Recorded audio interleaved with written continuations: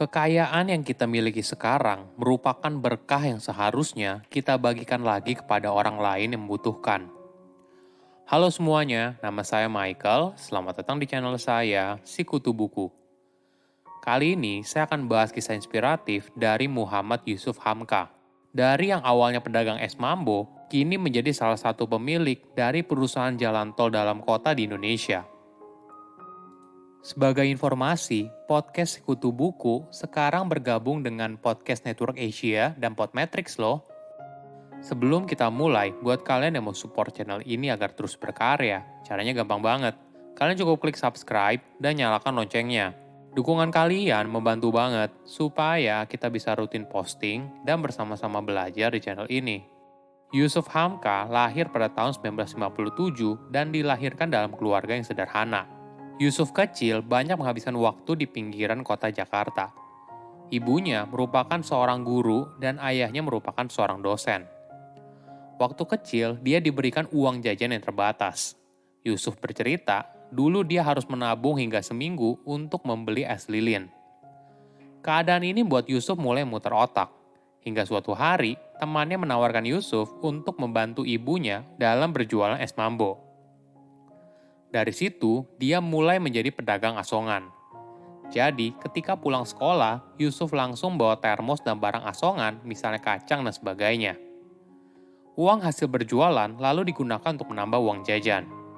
Yusuf mengaku, dari kecil dia tidak pernah malu berjualan. Bagi dia, gengsi akhirnya malah tidak punya biaya. Selama tidak mencuri atau menipu, kenapa harus malu? Yusuf tidak pernah menyangka hidupnya bisa seperti sekarang. Namun memang, sedari kecil dia selalu punya mimpi untuk jadi orang sukses. Dulu, Yusuf sering datang ke toko buku untuk menumpang baca di sana.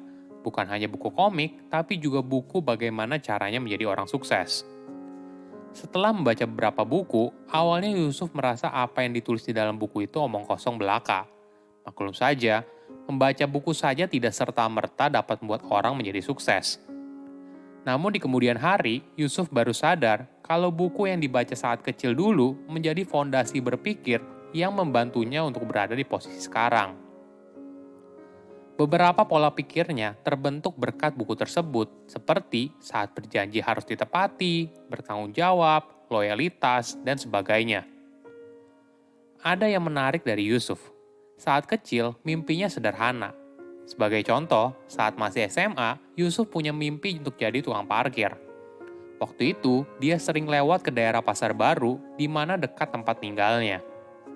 Ketika berada di sana, Yusuf bertanya kepada temannya yang bekerja sebagai tukang parkir di sana, berapa penghasilan sehari. Temannya lalu memberitahu kalau dalam sehari bisa mengantongi 10 hingga 15 ribu rupiah. Sebagai gambaran, dulu satu mangkok bakmi seharga 300 perak. Beranjak remaja, Yusuf kembali ke Samarinda tempat keluarganya berasal. Yusuf berpendapat, dalam hidup kita harus punya mimpi. Namun, mimpi tersebut harus menjadi kenyataan. Jangan biarkan mimpi itu hanya jadi angan-angan yang ada di pikiran kita. Kita perlu bekerja keras untuk mencapainya. Jika kamu gagal, jangan salahkan orang lain. Yusuf berpendapat, semua kegagalan adalah kita yang buat. Begitu juga dengan semua kesuksesan adalah hal yang kita ciptakan. Dengan tidak menyalahkan orang lain, maka kita mampu ikhlas menerima kondisi yang kita alami dan terus memperbaiki diri menjadi pribadi yang lebih baik. Perjalanan Yusuf untuk menjadi orang sukses juga tidak mudah. Pada saat krisis ekonomi tahun 1998, Yusuf bercerita kalau dia pernah rugi ratusan juta dolar hanya dalam 3 jam. Seketika, harta yang telah dibangun susah payah ludes semua. Yusuf merasa sangat terpukul, tatapannya kosong, hingga tidak tahu harus apa.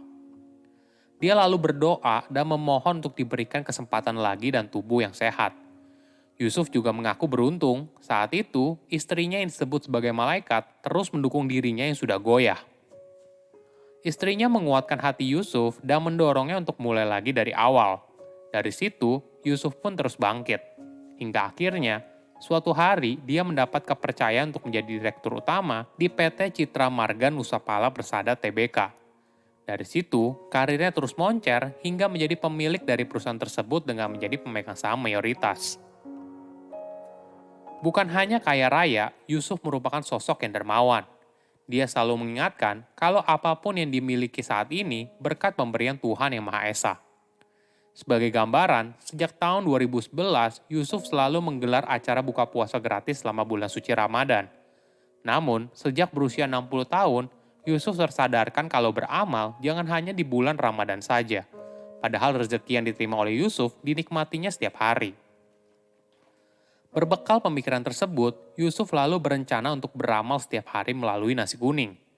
Menu ini dipilihnya karena teringat perjuangan ibunya dulu saat berdagang nasi kuning seharga Rp3.000 di Samarinda.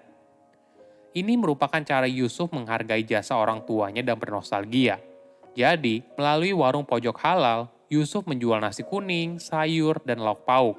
Disediakan juga gelas dan dispenser untuk mengambil air minum sendiri. Tujuannya untuk menyediakan makanan bagi duafa dan masyarakat tidak mampu. Ada alasan menarik kenapa Yusuf tidak menyediakan makanan gratis saja setiap hari. Dia berpendapat, jika orang terbiasa membeli nasi kuning seharga Rp10.000, maka apabila mereka membeli nasi kuning seharga Rp3.000, mereka bisa menyisihkan uangnya untuk bersedekah kepada orang lain. Inilah yang diharapkan oleh Yusuf agar setiap orang bisa terus membagikan kebaikan kepada orang lain. Semangatnya untuk bersedekah juga mendorong karyawan yang ada di perusahaan tempatnya bekerja. Sebagai contoh, karyawan di perusahaannya juga bersedia meluangkan waktu untuk melayani pembeli di warung pojok halal. Bukan hanya itu, aksi yang dilakukan oleh Yusuf juga mendorong orang lain untuk bersedekah. Misalnya, ada yang beli nasi kuning dengan harga Rp50.000, sisanya digunakan untuk bersedekah dan bisa dimanfaatkan sebagai operasional warung. Padahal, Yusuf sudah menyiapkan dana awal sebesar 2 miliar untuk operasional warung selama setahun.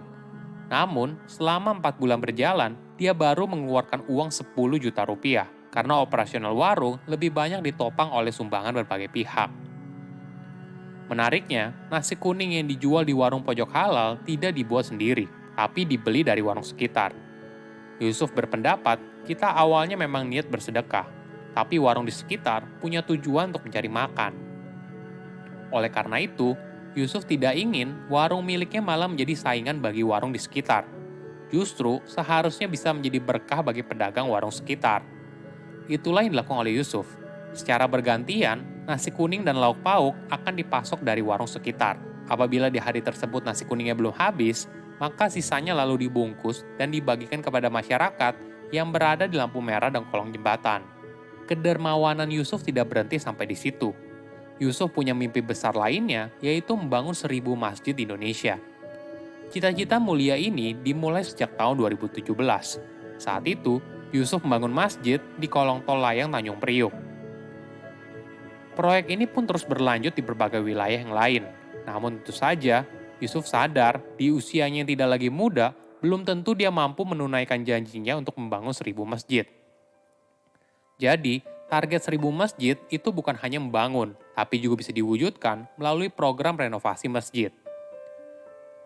Yusuf pun telah memberikan wasiat kepada anak-anak dan para cucu hingga cicitnya kelak agar meneruskan janjinya dalam mendirikan 1.000 masjid di seluruh Indonesia. Ini merupakan bentuk rasa terima kasih Yusuf atas berkah yang telah diterimanya selama ini. Kekayaan yang kita nikmati adalah berkah yang seharusnya dibagikan kepada orang lain yang membutuhkan. Bersedekah tidak akan buat kita miskin, malah hidup kita akan jadi lebih bahagia. Silakan komen di kolom komentar pelajaran apa yang kalian dapat ketika tahu informasi ini. Selain itu, komen juga mau tahu informasi apa lagi yang saya review di video berikutnya. Saya undur diri, jangan lupa subscribe channel YouTube Sikutu Buku. Bye-bye.